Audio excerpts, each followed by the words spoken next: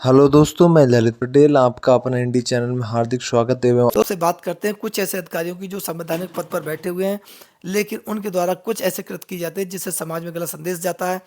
वह अपने पद के अनुरूप कार्य न करके, वह स्वतंत्र भाव से कार्य न करके, बल्कि अपने निजी हित और निजी स्वार्थों के चलते कुछ ऐसे कृत्य करते हैं जिससे समाज में गलत संदेश जाता है और पद की गरिमा को तार तार करने का काम करते हैं। यानी कि एक प्रकार से देखा जाए समाज विरोधी काम करने का भी काम करते हैं और अपने व्यवहार और कार्यों के चलते ये बार बार इस प्रकार का संदेश देने का देश की जनता में काम करते हैं, जह वह समाज के लिए सीधी सीधी चुनौती देने का भी काम हो सकता है। दोस्तों, ऐसे अधिकारियों से लोगों को पीड़ा होती है, लोगों को असुविधा होती है। ऐसे अधिकारियों के चलते लोग परेशान और दुखी भी होते हैं। आखिर वह व्यवस्था को चुनौती देने का काम क्यों करते हैं, इसलिए हम ऐसा क्यों कह रहे हैं? क्योंकि कुछ अधिकारी अपने पद को अपने निजी हित और निजी स्वार्थ के हिसाब से साधते हैं। यानी कि वह अपने पद की हनक, अपने पद का दुरुपयोग करने से बिल्कुल बाज नहीं आते। ऐसे अधिकारियों से सीधे सीधे सरकारों को बदनामी का सामना करना पड़ता है। ऐसे अधिकारियों के चलते सरकार की जो बड़ी बड़ी योजनाएं हैं, उन योजनाओं से देश की आम जनता सीधी सीधी नहीं जुड़ पाती है, क्योंकि इन अधिकारियों के अपने निजी हित और निजी स्वार्थों के चलते सरकार के कार्यों में व्यस्तता होने का अभाव होता है। आखिर ये अपने पद को इस प्रकार से साधते हैं, इस प्रकार से कार्य करते हैं, केवल इनकी व्यवस्था में इन्हें कहीं बचाव का सामना करना पड़े और ये अपने आप को बचाने में सहायक हो सके। लेकिन इनका जनता से कोई सरोकार नहीं होता। ये स्वच्छ मन और प्रभावी रूप से अपने पद के अनुरूप कार्य करने से बचते हैं, बल्कि अपने पद का उपयोग अपने निजी हितों में देखते हैं। दोस्तों, ऐसे अधिकारियों से हमने आपसे पुनः कह रहे हैं कि देश की जनता को तो हानि होती होती है सीधे, लेकिन सरकारों को भी बदनाम करने का काम करते हैं। क्यों? क्योंकि इनके द्वारा इस प्रकार के जब जो कृत्य किए जाते हैं, जिस प्रकार एक अंजलि गुप्ता नाम की तहसीलदार जो सोनकक्ष तहसील में तहसीलदार के पद पर पोस्टेड है, उनके द्वारा किसान को सीधे सीधे अपमानित करते हुए देखा गया। किसान को उन्होंने अंडे से निकला हुआ चूजा भी खाया। किसान की अंग्रेजी से उन तहसीलदार मैडम को इतनी पीड़ा हुई कि वह किसान को पर बार बार टोंट कसते हुए नजर आई। दोस्तों, ये क्या है? एक अधिकारी, तहसील स्तर पर अधिकारी केवल इसलिए वहां पर नियुक्त किए गए हैं कि केवल वह किसानों की समस्या को देख सके, वह राजस्व विभाग का लेखा जोखा देख सके और किसान हो चाहे कोई भूमिधर हो, उसकी समस्याओं का निराकरण तहसील स्तर पर हो सके। तमाम सरकार के द्वारा इसमें व्यवस्थाएं की गई हैं और इन अधिकारियों को प्रत्येक महीने इतने फंड टीए डीए दिए जाते हैं कि वह केवल किसानों की समस्याओं को देखने के लिए। लेकिन एक अधिकारी के द्वारा इस प्रकार से सरेआम अभद्र भाषा प्रयोग करते हुए देखा गया।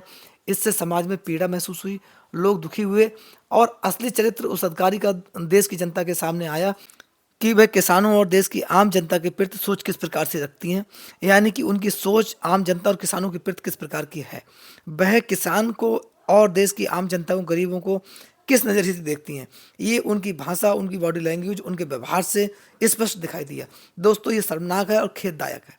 हालांकि मध्य प्रदेश के मुख्यमंत्री जी के द्वारा तुरंत इस पर एक्शन लिया गया और उस गालीबाज तहसीलदार को तुरंत वहां से हटा दिया गया। ये माननीय मुख्यमंत्री जी के द्वारा इस प्रकार का एक्शन लिया गया और उन्होंने स्वयं इस घटना का संज्ञान लिया। दोस्तों, लेकिन इस प्रकार के काफ़ी ऐसे प्रकरण होते रहते हैं, आपने देखे होंगे। और कुछ प्रकरण ऐसे हैं जो देश की आम जनता के सामने नहीं आते। लोग पीड़ित होते हैं, दुखी होते हैं, उसके बावजूद भी वह उस पीड़ा को सहते हैं। उनका गुनाह क्या है? उनका गुनाह केवल इतना है वह किसान है, या फिर गुनाह इतना है कि वो गरीब है, कमज़ोर है। लेकिन इस प्रकार के व्यवहार करने वाले और इस प्रकार की सोच रखने वाले अधिकारियों से हम ये कहना चाहेंगे कि वह जिस प्रकार से प्रत्येक महीने की 1 तारीख को जो सैलरी लेने पहुंच जाते हैं, वह देश की आम जनता की, गरीब मजदूरों की मेहनत की गाड़ी कमाई है, टैक्स के पैसे की कमाई है। वह प्रत्येक महीने जिस प्रकार से वो लेते हैं, अपने बच्चों के ऊपर खर्च करते हैं और उस पैसे से ऐसो आराम उठाते हैं। उनको टीएडी जो भत्ता मिलता है, जो सुविधाएं मिलती हैं, वह गरीब और आम व्यक्ति, आम किसान की गाड़ी कमाई है। इस पर उन्हें विचार करना चाहिए और सोच रखना चाहिए कि हम जिस प्रकार पद पर नियुक्त किए गए हैं, हमें जो जिम्मेदारी दी गई है, उसका निर्वहन ठीक प्रकार से करें, जो समाज और राष्ट्र के हित में होगा, वह बहुत ज़रूरी भी है। दोस्तों, लेकिन इस प्रकार के सोच रखने वाले अधिकारियों की सोच में सुधारात्मक कार्यक्रम की आवश्यकता है।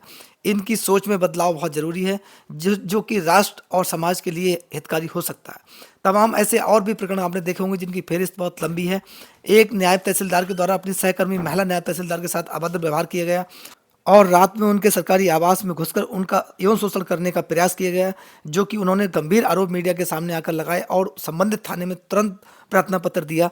उस पूरे प्रकरण में नायब तहसीलदार के खिलाफ कार्रवाई हुई, लेकिन दोस्तों जिस प्रकार की जो कार्रवाई उनके द्वारा उनके खिलाफ की गई वह नाकाफी थी, क्योंकि समाज में इस प्रकार का नेगेटिव संदेश गया। जब अधिकारी ही सुरक्षित नहीं होंगे, अधिकारियों के द्वारा अधिकारियों पर इस प्रकार गंभीर आरोप लगाए जाएंगे, तब उन अधिकारियों के द्वारा देश की आम जनता की सुरक्षा की बात किया जाना नाकाफी है और बेईमानी है। क्योंकि जब वो अधिकारी इस प्रकार की सोच रखते हैं, उनकी सोच इस प्रकार की है, इतनी घटिया सोच हो सकती है, तब ऐसे में अगर देश की आम जनता उनके पास सुरक्षा की उम्मीद से जाए, उनके पास अपने अधिकारों की सुरक्षा के लिए जाए, तब क्या ये उम्मीद लगा सकते हैं कि उन अधिकारियों के द्वारा इस प्रकार की सोच रखी जाएगी कि वह पीड़ित व्यक्ति को न्याय दिलाने में सक्षम होंगे और उसे न्याय दिलाने के लिए प्रयास करेंगे? बल्कि नहीं, वह अपने निजी हित और निजी स्वार्थों में लगे हुए हैं। उन्हें देश की आम जनता और सरकार की व्यवस्थाओं से कोई सरोकार नहीं है। वह केवल निजी हित और निजी स्वार्थों के चलते किसी भी असभ्य कार्य को करने से गुरेज बिल्कुल नहीं करेंगे। दोस्तों, ऐसे ही एक पीसीएस अधिकारी ज्योति मौर्य का नाम आपने सुर्खियों में देखा होगा, सुना होगा कि पीसीएस अधिकारी ज्योति मौर्य पर उनके पति सफाई कर्मी पति आलोक मौर्य के द्वारा गंभीर आरोप लगाए गए।